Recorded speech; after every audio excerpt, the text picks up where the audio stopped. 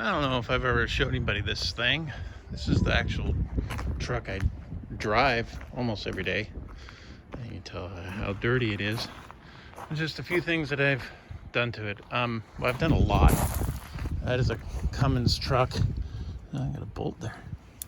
I've done a review of these tires before. I've got 30,000 miles on them now, so they're getting close. It looks like in here, blocks are starting to link together. I was expecting more. The fronts are wearing more than the rears, but only by a little. So, you know, this is a tire pressure monitoring little cap there, and that feeds via radio back to the dash. That little guy right there. You start the truck, it tells you the pressure in all four tires and the temperature if you wanted to. I started to tear out this head unit, but it is a dent and a half. It's hard to replace it without some little like half-size one in there. Look, one dent will fit with a bracket, but then you just got all this blank plastic around it. I didn't like the way they looked. And you know, the truck is pretty clean otherwise, so I don't really want to tear the whole thing up. So I decided I would try to make do with the one that's there. So I took these doors apart. There's a 6x9 woofer in here and a tweeter in the column, but from the factory, this Infinity system. And I took the door panels off and covered the whole inside with a heavy Dynamat kind of thing. You can see a little bit of it there. Just covered the whole thing and sealed the whole thing. Made a huge difference in the sound. It sounds a lot more rich and complete, probably the way it's supposed to have sounded. The back seats still have the stock little 5 1/4. I mean, I went and bought all new stuff to put in it, and I just don't really want to tear the truck apart to do that. Not when it sounds so good. So here's what I did to make the to make some of the modern things I needed, like Bluetooth and a phone, hands-free phone for the law, is this. So I just put this guy in here. This is just it's a QI charging deal. It's all it does is it holds the phone and it charges. And then I put a tape adapter, which is inside there, and I drilled a small hole. I took the radio out and drilled a small hole in the plastic and fished the wire from the tape adapter out the bottom, and it runs behind the dash over to where there's a USB port that I installed behind the dash, and then this is the little controller for it. So now I just hit tape. It works. I get Bluetooth. I can still I can skip fast forward songs on the little buttons here, and I can play. I can take phone calls. The audio isn't great. The microphone audio isn't great. There's a lot of background noise, but you know, it's a truck. So there's that. So there's the Bluetooth thing, including the QI charging, which is reasonably new. I used to stick one on the window, and you can still see the goop on there from those things melt. I put a camera like this in all my cars. That one has a GPS receiver in it as well. It kicks on when I start the car. Again, it's from a hidden USB port that I hardwired into the dash. I added a set of gauges there recently. And, you know, the truck looks pretty much stock in it, and it is for the most part. But it's one of those things, there aren't too many of these trucks with the, you know, leather, this Laramie SLT. Most of these things are really beat to hell. This one was totaled at one point. So we drove it down the side of something and ripped the doors all up. You can tell this door is white underneath here. It's white. Same thing with the other door. So both doors were banged up, and there's some rippling down the side. So it's not perfect, but for a 2001, 160,000 miles, it holds up pretty well. I replaced the foam in here in driver's seat, because the driver's seat was kind of collapsed. That right in this area was squished down, so I put new foam in there. And then one of the last things I did is I tore the interior all out. When I did the foam in the seats, I tore the seats out, tore the whole interior out, and I dynamatted the whole inside of the truck, including, you know, the doors, but also the whole bottom the whole floor area. I dynamatted it all the way back and up the back behind the seats there, up all the way up to the back window. So the whole floor, as far as I could reach up under the dash.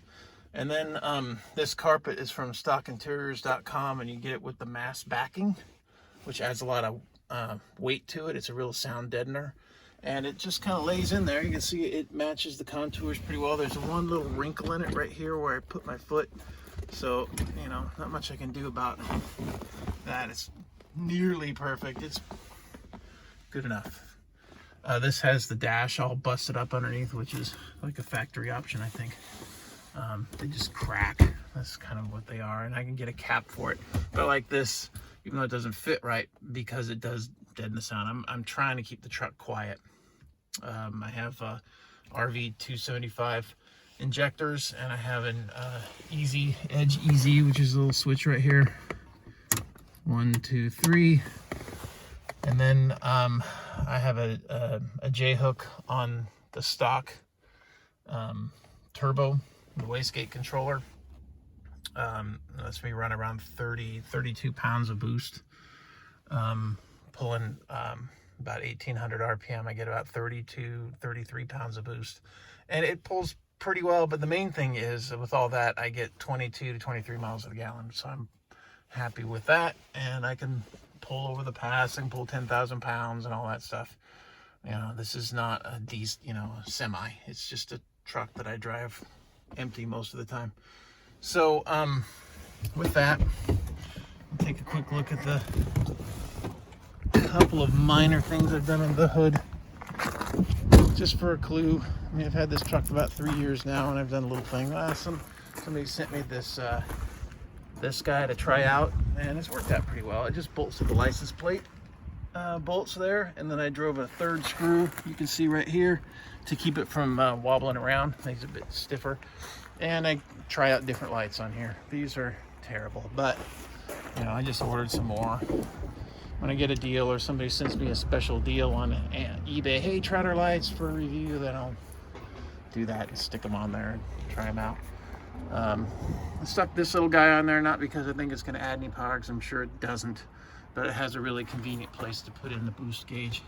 It comes with all these taps on it, and there's like 60 bucks for this thing.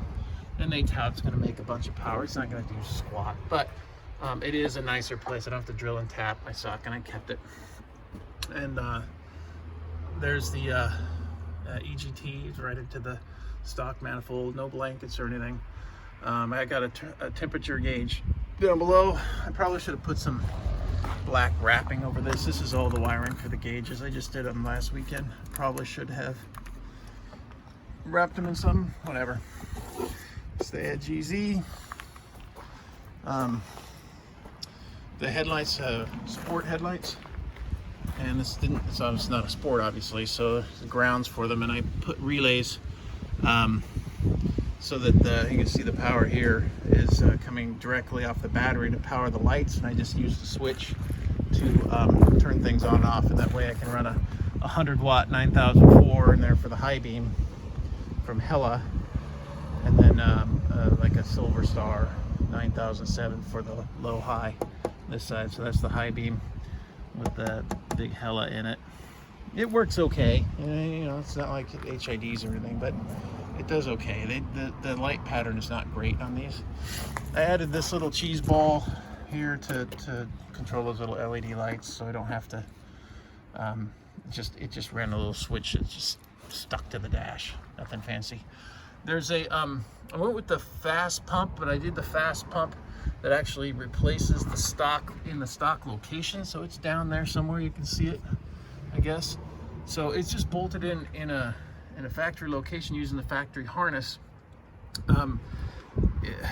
for, like, I think for a marine application. I'm not sure where that pump mount was for, but that got rid of the tank pump.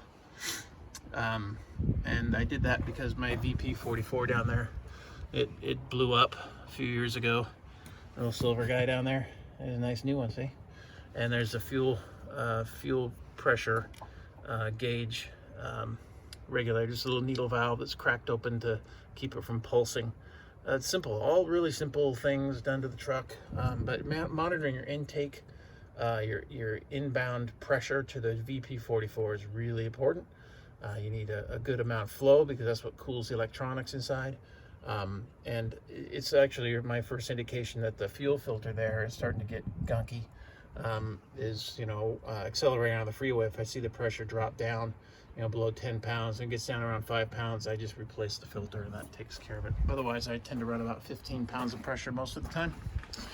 I replaced all of the air conditioning in the truck, except the evap under the dash. I replaced the heater coils in there, but I didn't do the evaporator. But after I did that, the air conditioning crapped out, so it was a lot easier just to replace everything. The tubing, what the hell is that? The desiccant filter, and the evaporator. I'm sorry, the condenser, and the pump, which is down there somewhere. Down there. Buy the whole kit. Rock Auto, great deal. Costco for batteries. It's been 2 years. They're doing great. These interstates are great. I run them in my boat as well. So there you go. Just maintenance stuff here. I think we're somewhere in the 325 to 350 horsepower range, according to what I've read. I've not dynoed it. What do I know? This is a great truck for us, and this was a gift from a friend of mine after my father passed away. I thought I might need some cheering up, so that's been there for several years. Just to remind me that it's okay to be goofy once in a while, I guess. So there you go. There's my 2001 Ram 2500 Cummins SLT Laramie. Now, here's one more funny thing. Whenever the truck was crashed, whatever happened, something happened to it. All the emblems were gone off the back, and it had this big Dodge written across the back, which was idiotic. Anyways, so I just bought these little from a different model. Just stuck them on there. 4x4. Whatever, the Laramie, from different trucks. I just stuck them on there just to gussy it up in the back. It does have a class 4 10,000-pound hitch, and I have a big hitch ball in there for 2 5/8 if I really need to, or 2 5/16. I don't know, it's big. It's cast iron, I think. It's a beast, but it's there in case I need to pull the big trailer. I pulled a big boat trailer, it's about 10,000 pounds with this, and it was fine. So it's been good for me. I use it now for driving back and forth hauling stuff. There's a Volkswagen engine in the back right now. If anybody can recognize what this is from. Yeah, political stickers. That's a beast. It's an 18, no, it's tipped over. Damn it, it's on the little cart that tipped over. I gotta haul that out of there. It's tired, but it's an 1831, I think, 1841. Dual DeLorto downdrafts. This is the sporty engine that used to be in my friend's notchback Volkswagen, which I have here at the house. There's a project to work on when I have time.